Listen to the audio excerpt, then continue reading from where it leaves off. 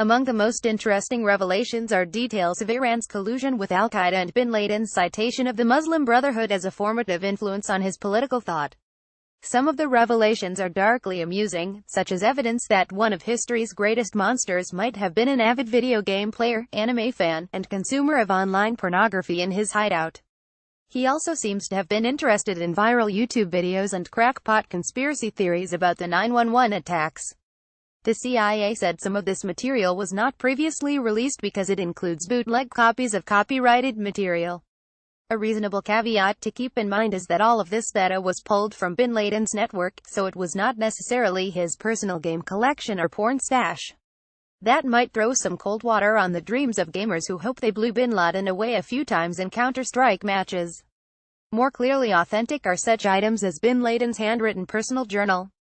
The Long War Journal (LWJ) cites passages that indicate bin Laden hoped al-Qaeda could capitalize on the 2011 Arab Spring uprisings to expand its influence. He mentioned venerable cleric Yusuf al-Qaradawi, who is based in Qatar, as someone he thought could be helpful in turning the Arab Spring to al-Qaeda's advantage.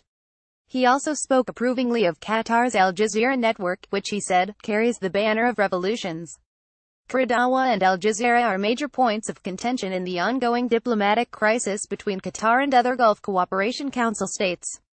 The documents also clearly indicate bin Laden was actively involved in directing al-Qaeda at the time of his death, contrary to early reports that he was effectively retired and living in seclusion. The data trove includes debates between bin Laden and al-Qaeda leaders over policy matters and clear evidence he was actively monitoring America's involvement in the Middle East. One of his minions even translated sections of Bob Woodward's 2010 book, Obama's Wars, so that he could understand the Obama administration's strategy for those conflicts, the Long War Journal reports. Also released were audio messages of Osama bin Laden's son Hamza bin Laden, who has been groomed by al-Qaeda as heir to his father's terrorist throne. Video clips of Hamza's wedding were recovered, which is significant because al-Qaeda has taken pains to avoid revealing what he looks like as an adult. Equally significant is the apparent location of the wedding Iran. An analysis of the video from a Long War Journal's Thomas Jocelyn notes that Hamza bin Laden was technically in Iranian custody until 2010 but does not seem to regard himself as a prisoner in letters he wrote to his father. Furthermore, Hamza reported being mentored in the ways of jihad by several senior al-Qaeda men who were supposedly in detention in Iran. Osama bin Laden, in turn, told all three of his sons that Iranians are not to be trusted and fretted that they might have bugged members of his family. A document recovered from Osama bin Laden's system provides an extensive description of al-Qaeda's collusion with Iran, as summarized by the Long War Journal. The author explains that Iran offered some Saudi brothers in al-Qaeda everything they needed, including money, arms and training in Hezbollah camps in Lebanon, in exchange for striking American interests in Saudi Arabia and the Gulf. Iranian intelligence facilitated the travel of some operatives with visas, while sheltering others. Abu Hafs al-Mauritani, an influential ideologue prior to 9/11, helped negotiate a safe haven for his jihadi comrades inside Iran. But the author of the file, who is clearly well connected, indicates that al-Qaeda's men violated the terms of the agreement and Iran eventually cracked down on the Sunni jihadists' network, detaining some personnel. Still, the author explains that al-Qaeda is not at war with Iran and some of their interests intersect, especially when it comes to being an enemy of America. The relationship has not been without its rough patches, such as al-Qaeda kidnapping an Iranian diplomat to trade for some of its people held by Tehran, and bin Laden was not happy with Iran's growing influence throughout the Middle East. However, he was clear that Iran is a major covert supporter of al-Qaeda, providing funds, shelter for al-Qaeda operatives, and communications infrastructure.